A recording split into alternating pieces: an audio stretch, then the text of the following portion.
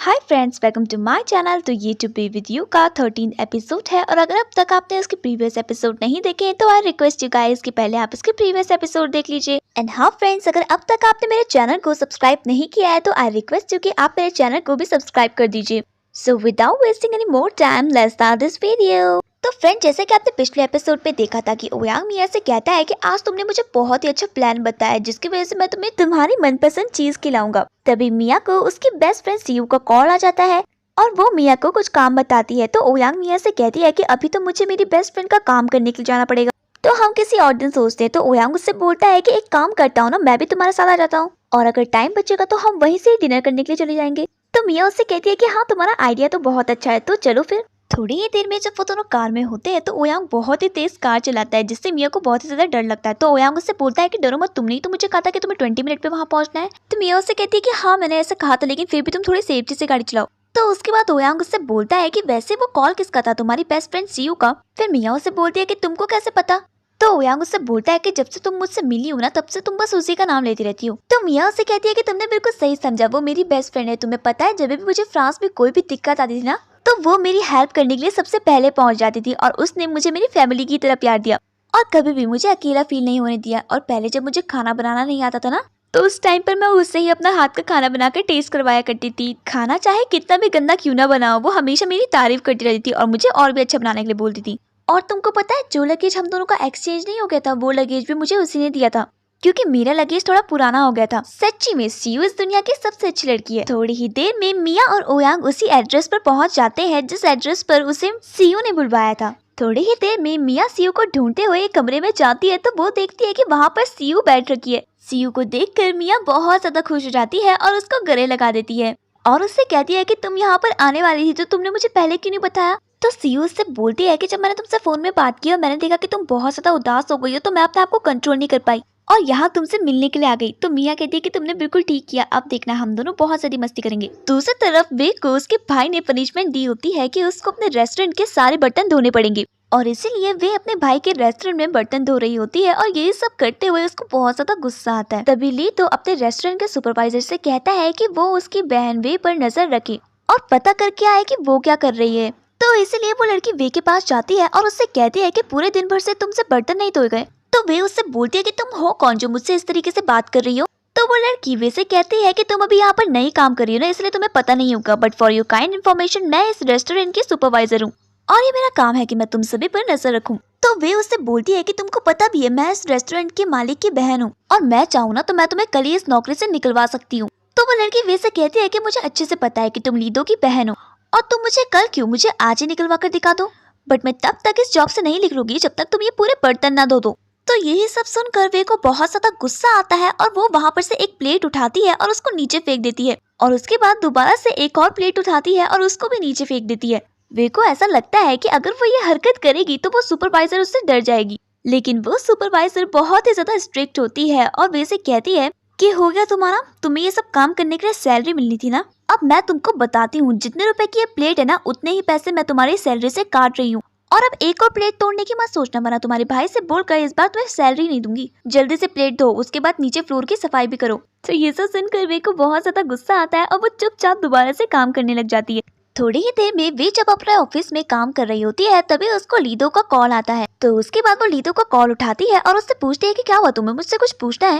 तो लीदो उससे बोलता है कि मुझे तुमसे कुछ पूछना नहीं है, लेकिन मैंने काफी टाइम से तुमसे बात नहीं की थी ना, इसलिए मैंने सोचा कि मैं तुम्हें कॉल कर दूं। तो वे उससे बोलते हैं कि लास्ट टाइम जो कुछ भी हुआ उसके लिए मुझे माफ कर दो, उस टाइम मैं बहुत ज्यादा इमोशनल हो गई थी इसलिए मैं तुमसे बात नहीं कर पाई। तो लीदो उससे बोलता है कि लास्ट टाइम जो कुछ भी हुआ वो मैं समझ सकता हूँ, बट आई होप कि अब हम दोनों की फैमिली भी हमको समझे। तो उसके बाद लीदो उससे बोलता है कि वैसे अगर तुम फ्री हो तो हम कभी डिनर पर चल सकते हैं। तो ओरे उससे बोलती है कि आजकल मैं अपने घर पर नहीं रहती हूँ बल्कि किसी दूसरी जगह पर रहती हूँ। तो उसके बाद वो उसे अपने न्यू घर का एड्रेस बताती है और उस एड्रेस को सुनने के बाद लीदो को चैन से याद आती है क्योंकि जिस दिन मिया ने ड्रिंक किया था तो वो भी उसी जगह का नाम ले रही थी और कह रही थी वहाँ जाकर उसे चैन से बात करनी है। और यही नहीं, लीदो ने तो चैन से और ओरे को साथ में भी देखा था। तो यही सारी बातें याद करने के बाद लीदो ओरे से कहता है कि एक काम करते ना, हम दोनों आज ही मिलते और शाम को हम दोनों साथ में ही डिनर करेंगे। तो यही सब सुनने के बाद ओरे लीदो से मिलने के लिए हाँ कह देती है और उससे कहती है कि मैं तुम्हें अपना एड्रेस भेज दूंगी। दूसरी तरफ मिया ओयांग और सीयू के सामने बोलती है कि आज मैं बहुत ज्यादा खुश हूँ और अपने दोस्त सीयू के आने की खुशी में आज मैं बहुत ज्यादा ड्रिंक करूंगी। तो जैसी मिया ये कहती है वैसे ही ओयांग उठता है और उससे बोलता है कि प्लीज तुम बिल्कुल भी ड्रिंक मत करना, क्योंकि अगर तुमने ड्रिंक किया ना तो मेरी हालत खराब हो जाएगी, क्योंकि मैंने तुम्हें 2 बार ड्रिंक करते हुए देख लिया है। ड्रिंक करने के बाद इसको कुछ होश तो रहता है नहीं, इसीलिए अपने हाथ पैर और मुंह ही चलाती रहती है बस। मैं तुम्हारा बॉस हूँ, इसलिए मैं तुम्हें ऑर्डर दे रहा हूँ कि तुम बिल्कुल भी अल्कोहल नहीं पियोगी। तो ये सब सुनकर सीयू हंसने लग जाती है और ओयांग से कहती है कि तुमने इसे ड्रिंक करते हुए देखा है क्या? बिल्कुल सही कहा तुमने, इसको ड्रिंक करने के बाद कुछ होश तो रहता है नहीं और बस ये ऐसे ही बोलती रहती है जो कुछ भी इसके मुंह पे आता है। तो मिया कहती है कि ओके बाबा, नहीं पी रही हूँ मैं ड्रिंक, पर मैं जूस तो पी सकती हूँ। तो ओयांग कहता है कि हाँ हाँ तुम जूस पी लो। तो मिया कहती है कि ये सब छोड़ो, अब मैं तुम दोनों का फॉर्मल इंट्रोडक्शन करवाती हूँ। तो सीयू उससे बोलती है कि मुझे इससे इंट्रोडक्शन करने की कोई जरूरत नहीं है, मैं इसको अच्छे तरीके से जानती हूँ, इसका नाम ओयांग है और ये ओयू कंपनी का वाइस प्रेसिडेंट है। दूसरी तरफ चैन जे ओरे को इम्प्रेस करने के लिए उसे सरप्राइज देने की सोचता है और उसे बिना बताए उसके घर पे जाकर कैंडल लाइट डिनर करने की तैयारी करता है और उसके बाद सारी सजावट की फोटो खींचकर ओरे को भेजता है। फोटो देखने के बाद ओरे उससे बोलती है कि तुम मेरे घर पे जा रखे हो। तो चैनसे उससे बोलता है कि हाँ मैं तुम्हें सरप्राइज देना चाहता था, इसलिए मैंने तुम्हें इस बारे में कुछ नहीं बताया। चैनसे की भेजी हुई फोटो देखने के बाद ओरे लीतो को कॉल करती है और उससे कहती है कि हम दोनों डिनर किसी और दिन कर लेंगे, आज मैं बहुत ही ज्यादा थकी हुई हूँ। तो लीतो उससे बोलता है कि तुम चाहे कितना भी थकी क्यों ना हो, खाना तो जरूरी है ना। फिर ओरे उससे बोलती है कि तुम टेंशन मत लो, मैं कुछ फास्ट फूड खाकर काम चला लूंगी। तो ये सब सुनकर लीतो उससे बोलता है कि ओके जैसे तुम्हारी मर्जी। दूसरी तरफ सीयू मिया से कहती है कि मिया मुझे एक बार ना तुम चैन से मिलवाना, मैं उसकी अच्छे से खबर लूंगी। वो कितना ज्यादा बुरा है, उस दिन वे तुम्हें कितना ज्यादा बुली कर रही थी, लेकिन उसने वहाँ पर खड़े होकर भी कुछ नहीं कहा। वो बस चुपचाप तुम दोनों की फाइटिंग देख रहा था और मजे ले रहा था। कोई इतना ज्यादा मीन कैसे हो सकता है? तुम्हारा साथ देने के बजाय वो तुम्हें ये जॉब छोड़ने के लिए कह रहा था और उसने तुम्हें कितनी सारी बुरी बातें कही। चैनसे के बारे में सोच सोच कर ना मेरा खून बहुत ज्यादा खौल रहा है और मेरा मन कर रहा है कि मैं अभी उसके घर पे जाऊं और उसको बहुत ज्यादा मारूं। तो उसके बाद सीयू ओयांग की तरफ देखती है और उससे बोलती है कि तुम बस ड्रिंक ही करने पे लग रखे हो, तुम तो हमें कुछ आइडिया दो। तुम तो एक मैन हो ना, और मैन की दिल की बात तुमसे अच्छे तरीके से कौन जानेगा। तुम ही बताओ हमें इस सिचुएशन में क्या करना चाहिए। तो ओयांग उससे बोलता है कि सच में चैन से बहुत ही ज्यादा गंदा है, मुझे भी उसे देखकर बहुत ज्यादा गुस्सा आता है, लेकिन मुझे खुद समझ में नहीं आ रहा है कि हम क्या करें। फिर सीयू मिया से कहती है कि मुझे अगर पता होता ना कि चैन से तुम्हारे साथ ऐसा करेगा तो मैं तुम्हें कभी फ्रांस से यहाँ पर आने ही नहीं देती। तो मिया कहती है कि सही कहा तुमने, काश मैं अभी भी फ्रांस में ही होती तो चैन से मेरे साथ कभी भी ऐसा नहीं करता और सब कुछ सही जाता। जब से मैं यहाँ पर आई हूँ तब से मेरी पूरी की पूरी लाइफ चेंज हो चुकी है। तो उसी तरफ थोड़ी ही देर में लीतो ओरे के घर के सामने पहुंच जाता है। ओरे लीतो को देखकर बहुत ही ज्यादा घबरा जाती है और फटाफट से चैन से को मैसेज करती है और उससे कहती है कि लीतो उसके घर के बाहर पर खड़ा है और वो दोनों भी अंदर आ ही रहे, इसलिए वो छुप जाए।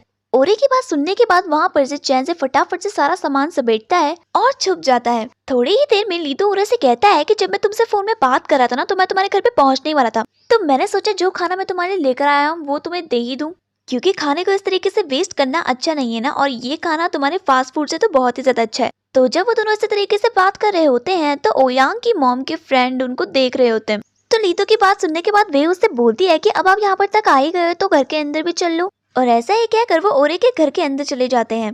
जैसे ही लीतो ओरे के घर के अंदर आता है तो लीतो को पता चल जाता है कि ओरे के आने से पहले यहाँ पर पक्का कोई था। तो इसी बारे में लीतो बार बार ओरे से पूछने की कोशिश भी करता है, लेकिन ओरे उसकी बातों का जवाब नहीं देती है और बात घुमाने के लिए उससे कहती है कि आज आपने मेरे लिए डिनर लेकर आए तो अगले दिन मैं आपको डिनर कराऊंगी। तो लीतो कहता है कि व्हाई नॉट, श्योर मैं पक्का आऊंगा तुम्हारे घर पे डिनर करने के लिए। फिर उससे कहता है कि वैसे तुम अपने घर और फैमिली को छोड़कर यहाँ पर अकेली क्यों रह रही हो? अगर तुम चाहती हो तो मैं अपने होटल में तुम्हें एक रूम दे सकता हूँ, तुम वहाँ पर कंफर्टेबली रह सकती हो। तो ओरे से बोलती है कि नहीं, इसकी कोई जरूरत नहीं है, मैं यहाँ पर बिल्कुल ठीक हूँ, वैसे भी यहाँ पर से कंपनी बहुत ही ज्यादा पास है और तुमको तो पता ही है कि मैं अपने काम को लेकर कितनी ज्यादा सीरियस हूँ। थोड़ी देर में वो दोनों वाइन पीने लग जाते हैं। तो लीतो ओरे से कहता है कि नेक्स्ट टाइम हम दोनों ओयांग को भी अपने साथ इनवाइट करेंगे। ओयांग का नाम सुनकर ओयांग की बहन को बहुत ही ज्यादा गुस्सा आता है और वो लीतो से गुस्से में कहती है कि नहीं, उसको बुलाने की कोई भी जरूरत नहीं है, और हाँ उसको मेरा एड्रेस भी मत बताना कि मैं यहाँ पर रहती हूँ, क्योंकि मैं नहीं चाहती हूँ कि वो यहाँ पर आए, क्योंकि ये मेरी सीक्रेट प्लेस है। तो लीतो उससे बोलता है कि ओके मैं किसी को नहीं बताऊंगा। दूसरी तरफ सीयू मिया से उसका फोन लेती है और उससे कहती है कि अभी मैं इस चैन से बात करती हूँ और उसको सबक सिखाती हूँ। तो ये सब सुनने के बाद मिया उससे अपना फोन वापस ले लेती है और उससे कहती है कि प्लीज तुम चैन से कुछ भी बात मत करना, मेरा और उसका ब्रेकअप हो चुका है और इसीलिए मैं उससे बिल्कुल भी बात नहीं करना चाहती हूँ। तो सीयू उससे बोलती है कि हमें एक बार तो पूछना होगा ना कि आखिर उसके लिए ऐसे क्या इंपॉर्टेंट चीज आ गई जिसके लिए उसने अपने 20 साल का प्यार कुर्बान कर दिया। तो मिया उससे बोलती है कि मुझे अब चैन से सच में बिल्कुल भी नहीं मिलना है, इसलिए तुम उससे बिल्कुल भी बात नहीं करूंगी। दूसरी तरफ चैन से लीतो के जाने का कब से वेट कर रहा होता है, लेकिन लीतो वहां पर से जा ही नहीं रहा होता है। तो उसके बाद सीयू मिया से कहती है कि तुम ऐसा क्यों कर रही हो, उसने तुम्हारे साथ इतना बड़ा धोखा किया है और तुम अभी भी उसी का साइड ले रही हो। तो जब वो दोनों इसी तरीके से बात कर रहे होते हैं तभी ओयांग मिया के हाथ से उसका फोन लेता है और सीयू के सामने जाकर मिया से कहता है कि आज तुमने मेरे बिजनेस में मेरी बहुत ही ज्यादा हेल्प की है और मेरी प्रॉब्लम को सॉल्व किया है। मैंने तुम्हें इसके बदले डिनर करवाने के लिए कहा था, लेकिन अब मैं तुम्हारे लिए इससे भी बड़ा कुछ करूंगा। जैसे कि आज तुमने मेरी बिजनेस प्रॉब्लम सॉल्व की, वैसे ही आज मैं तुम्हारी लव लाइफ प्रॉब्लम सॉल्व कर दूंगा। और चाहे कुछ भी हो जाए, आज मैं तुम्हारे बेस्ट फ्रेंड सीयू के साथ मिलकर चैनजे से इस बारे में बात जरूर करूंगा। तो थोड़ी ही देर में लीतो और उरे साथ में बैठकर जब डिनर कर रहे होते हैं, तभी चैनजे को मिया के फोन से सीयू कॉल करती है।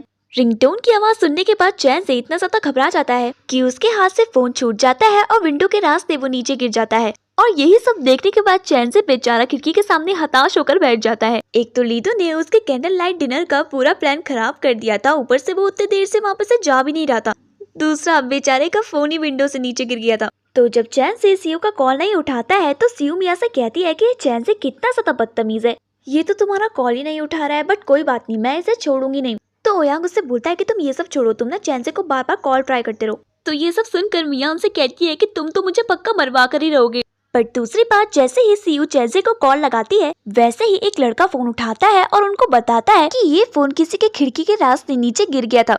तो सीयू उनसे बोलती है कि वो फोन अभी वो अपने ही पास रखे क्योंकि वो वहाँ पर अभी आ रही है और चैनजे का फोन वो उसको अपने हाथों से ही देगी। कॉल काटने के बाद सीयू मिया और ओयांग से कहती है कि चैनजे कितना ज्यादा बदतमीज है, मिया का कॉल देखने के बाद इसने अपना फोन विंडो से ही नीचे फेंक दिया। यार सच में ये ना अपनी हद पार करता ही जा रहा है। यार आई थिंक हमें ना अब इसके घर पे जाकर इससे मिलना होगा। तो मिया उससे बोलती है कि तुमने कॉल लगा लिया, ये तुम्हारे लिए काफी नहीं था क्या जो तुम मुझे इसके घर पे जाकर इससे मिलवाने के लिए बोल रहे हो? नहीं नहीं, मैं तो नहीं आऊंगी, तुम दोनों को जाना है तो तुम दोनों जाकर इससे मिलकर आ रहा हूँ। तो ये सब सुनकर सीयू उससे बोलती है कि अब तो तुमको उससे मिलकर आना ही पड़ेगा क्योंकि हम दोनों ही ये चाहते हैं। दूसरी तरफ चैनजे वहाँ पर वेट कर रहा होता है कि कब लीदो जाए और फाइनली थोड़ी देर में लीदो चला भी जाता है। तो उसके बाद उसके सामने ओरे आती है। दूसरी तरफ लीदो समझ जाता है कि ओरे उससे पक्का कुछ छिपा रही है और उसके आने से पहले कोई ना कोई ओरे के घर पे पहले से ही था। थोड़ी देर में ओरे चैनजे से कहती है कि तुम सबसे इतना ज्यादा क्यों डरते हो? मैं चाहती हूँ कि मैं सबको बता दूं कि मैं तुम्हारे साथ रिलेशन में हूँ। हमें इन सारी चीजों को छुपाने की क्या जरूरत है? यू नो व्हाट, मैं भी चाहती थी कि जब लीदो यहाँ पर आए तो वो मेरे घर पे तुम्हें देखे ताकि उसको सब कुछ पता चल जाए। तो चैनजे उससे बोलता है कि मैंने तुम्हें बताया था ना कि अभी ये राइट टाइम नहीं है कि सबको हम अपने रिलेशन के बारे में भी बता सकते। और तुमको क्या लग रहा है कि मुझे ऐसे छुपते हुए अच्छा लग रहा था? कब से मैं वहाँ पर अकेला छुपकर बैठ रखा था और इसी चक्कर में मेरा फोन भी नीचे गिर गया। तुम तो लीदो को पसंद नहीं करती हो ना, तो ये लीदो ऐसा बिहेव क्यों कर रहा था जैसे तुम दोनों कपल होंगे?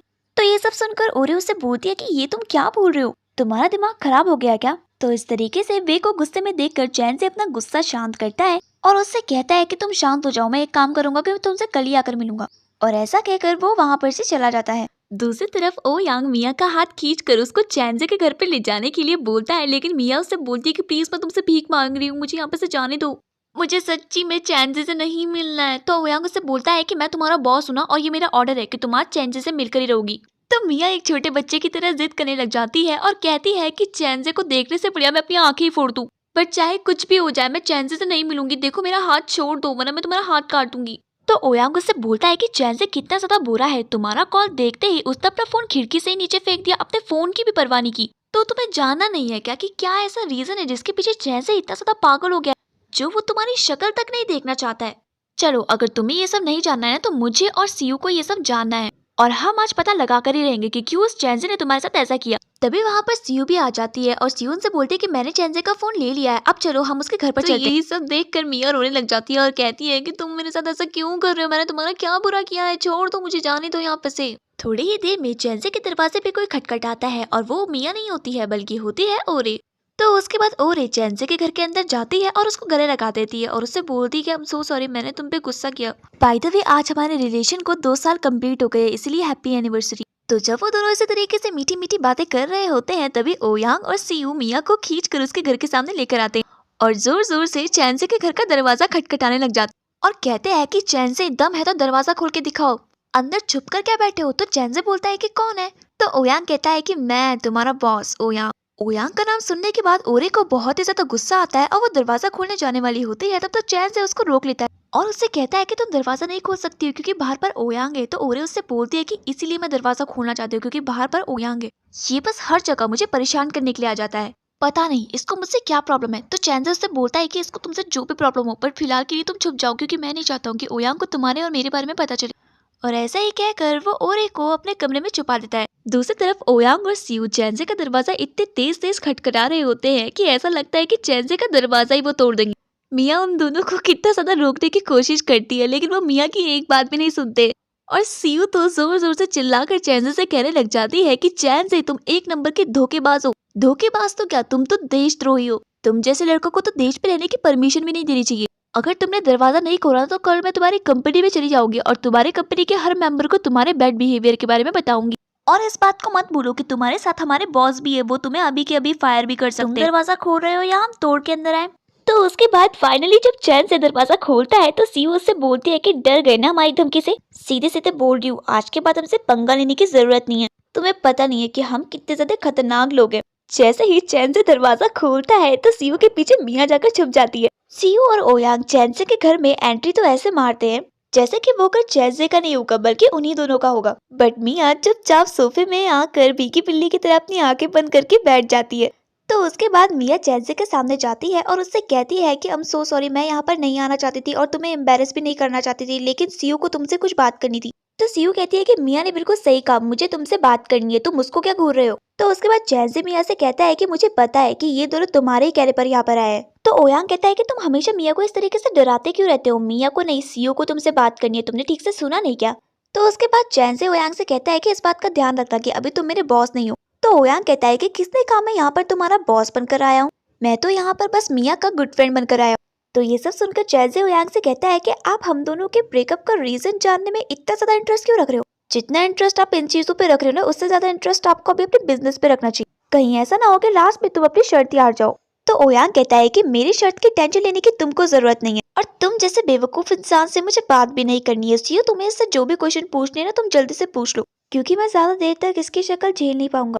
तो उसके बाद सीयू चैनसे से कहती है कि सबसे पहले ये लो अपना घटिया फोन और तुम ना अपने गुस्से को काबू में रखो। ऐसा क्या गुस्सा आ रहा था तुम्हें जो तुमने मिया का कॉल देखते ही खिड़की से अपना फोन नीचे फेंक दिया। और अब तुम मुझे ये बताओ कि तुमने मिया से ब्रेकअप क्यों किया है। तो चैनसे उससे बोलता है कि तुम हो कौन जो मैं तुम्हें बताऊं, ये बात मेरी और मिया के बीच की है और मैंने उसे बता दिया है। तो उसके बाद चैनसे मिया पे सारा गुस्सा निकालता है और तेज चिल्लाकर उससे कहता है कि मैंने तुमको बता दिया था ना कि क्यों मैंने तुमसे ब्रेकअप किया है।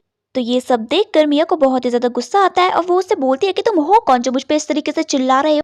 रहने दो फ्रेंड्स, ऐसे इंसान से बात क्या, ऐसे इंसान की तो मैं शक्ल भी ना देखूं। चलो हम यहाँ पर से चलते हैं। तो मिया की बातें सुनने के बाद ओयांग और सीयू खड़े हो जाते हैं और चैनसे से कहते हैं हम यहाँ पर से तब तक नहीं जाएंगे जब तक तुम हमें बताओगे नहीं कि तुमने मिया को क्यों छोड़ा है और तुमने दरवाजा खोलने में इतनी देर क्यों लगा दी। हमको पता है कि यहाँ घर पे कोई है ना। तो उनकी बात सुनने के बाद चैनसे उनसे बोलता है कि अच्छा, इसका मतलब कि तुम ये सोच रहे हो कि मेरे घर पे कोई और लड़की है। जो बात तुम बोल रहे हो इसका कोई एविडेंस है तुम्हारे पास।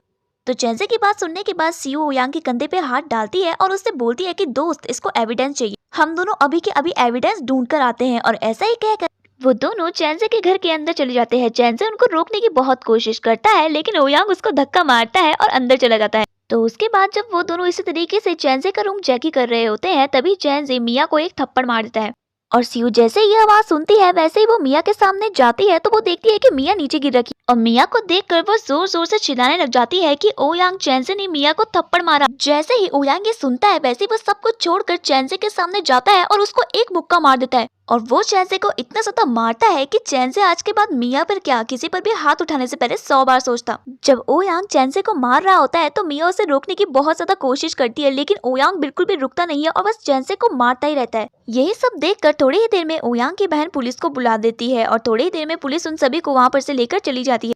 थोड़ी ही देर में सीयू मिया से कहती है कि I'm so sorry मिया, हम तुम्हें इस बेवकूफ इंसान के सामने लेकर ही क्यों गए। तो मिया सीयू से कहती है कि प्लीज सीयू अब झगड़ा मत करो। और उसके बाद मिया चैनसे की तरफ देखती है और उससे बोलती है कि आज जो कुछ भी हो मुझे माफ कर दो, हम दोनों ने एक ही ऑफिस में काम करना है इसलिए मैं नहीं चाहती हूँ कि हम इस बारे में अब कुछ भी याद रखें। तो ये सब सुनने के बाद ओयांग उससे कहता है कि मिया तुम पागल हो गई हो क्या, इसने तुम्हें पहले मारा और तुम इससे माफी मांग रहे हो। तो मिया ओयांग से कहती है कि प्लीज अब मुझे इस बात को और आगे नहीं बढ़ाना है इसलिए तुम चुप हो जाओ। दूसरी तरफ मिया के पापा को पता चलता है कि मिया जेल में है तो ये सब सुनकर मिया के पापा बिना कुछ सोचे समझे वहाँ पर चले जाते हैं। दूसरी तरफ पुलिस उन दोनों को आपस में ये बात सुलझाने के लिए कहते हैं तो ओयांग उनसे कहता है कि ये बात छोटी बात नहीं है, चैनसे ने मिया पर हाथ उठाया है, यहाँ देख लो अभी तक उसका माथा सूजा हुआ है। अपनी गलती होने के बावजूद भी चैनसे अपनी गलती मानता नहीं है। ये सब सुनकर ओयांग को बहुत ज्यादा गुस्सा आता है और वो वहीं पर ही उसे मारने वाला होता है। तब तक इंस्पेक्टर उसे रोक देते हैं और उससे कहते हैं कि पुलिस स्टेशन है, यहाँ पर तुम ये सब हरकत नहीं कर सकते। थोड़ी देर में ओयांग, मिया और सीयू साथ में बैठे रहते हैं तो सियून से बोलती है कि फर्स्ट टाइम ये मेरा एक्सपीरियंस है पुलिस स्टेशन में। सियू की ये सारी बातें सुनने के बाद ओयांग उस पर हंसने लग जाता है। तो मिया उससे कहती है कि तुम दोनों सच में एक जैसे ही हो। एक तुम जो पुलिस स्टेशन आने पे इतना ज्यादा एक्साइटेड हो रही हो, और एक ओयांग, इसको तो कुछ फर्क ही नहीं पड़ रहा है और ऐसा लग रहा है जैसे इसको तो यहाँ पर आने की आदत ही होगी। तो उसके बाद सियू मिया के पास जाती है और उससे कहती है कि इंस्पेक्टर कह रहे थे कि ओयांग पहले भी यहाँ पर आया और उसने बहुत ब्रेव काम किया है, वो ऐसा क्यों कह रहे थे। तो मिया कहती है कि एक बार मैं किडनैप हो गई थी तो ओयांग ने मुझे बचाया। तो सियू बहुत ही टेंशन में आ जाती है और उससे बोलती है कब, कैसे। तो मिया उससे बोलती है कि ये बहुत लंबी बात है, मैं तुम्हें इसके बारे में बाद में ही बताऊंगी। थोड़ी ही देर पे वहाँ पर ओयांग के डैड आते हैं और वो इंस्पेक्टर से कहते हैं कि मुझे पता है इसमें मेरी बेटी की गलती होगी, इसलिए आप उसे जो पनिशमेंट देना चाहते हैं मैं उसके लिए तैयार हूँ। और चैन से तुम ठीक हो। तो इंस्पेक्टर कहते हैं अगर चैन से इस मामले को आगे बढ़ाना चाहता है तो हमें इस मामले को आगे बढ़ाना पड़ेगा, और अगर वो इस बात को नहीं बढ़ाना चाहता है तो हम इस बात को आगे नहीं बढ़ाएंगे। तो उसके बाद चैन से ओयांग के डैड की नजरों में अच्छा बनने के लिए उनसे कहता है कि ओयांग मेरा बॉस है और अगर किसी को भी पता चलेगा कि मेरे बॉस जेल में चले गए हैं तो इसका इम्पैक्ट हमारी कंपनी में पड़ेगा, और मैं नहीं चाहता हूँ कि हमारी कंपनी का नाम खराब हो, इसीलिए मैं इस बात को यहीं पर ही दबाना चाहता हूँ। थोड़ी ही देर में मिया के डैड भी वहाँ पर आते हैं और वो उनसे पूछते हैं कि तुम यहाँ पर क्या कर रहे हो और ऐसा क्या हुआ जो तुम दोनों को पुलिस स्टेशन आना पड़ा। तो सियू उनसे बोलती है कि मुझे माफ कर दीजिए, मुझे बहुत ज्यादा गुस्सा आ गया था जब मैंने सुना कि चैनजे ने मिया के साथ ब्रेकअप कर लिया है और इसीलिए मैंने उसे चैनजे के घर पे जाने के लिए कहा, जिसके कारण ये सारी चीजें हो गई, मुझे माफ कर दीजिए। तो मिया के डैड बोलते हैं कोई बात नहीं, आज के बाद ऐसी चीजें दोबारा मत दोहराना, और ऐसे ही कहकर वो उन दोनों को घर पे चलने के लिए कहते हैं। दूसरी तरफ ओरे चैनजे से कहती है कि तुम ठीक तो हो ना, तुमने उस ओयांग के खिलाफ आगे कुछ एक्शन क्यों नहीं लिया। तो चैनजे कहता है कि अब इस बात को छोड़ो ना, वैसे भी वो तुम्हारा भाई है और वहाँ पर तुम्हारे डैड भी थे, उनके सामने मैं ओयांग के बारे में कुछ भी कैसे कह सकता था, और वैसे भी अब मैं बिल्कुल ठीक हूँ, इसलिए तुम टेंशन मत लो। तो चलिए फ्रेंड्स, आज के लिए बस इतना ही, बाकी का ड्रामा मैं आपको नेक्स्ट एपिसोड में सुनाऊंगी। तब तक के लिए बाय।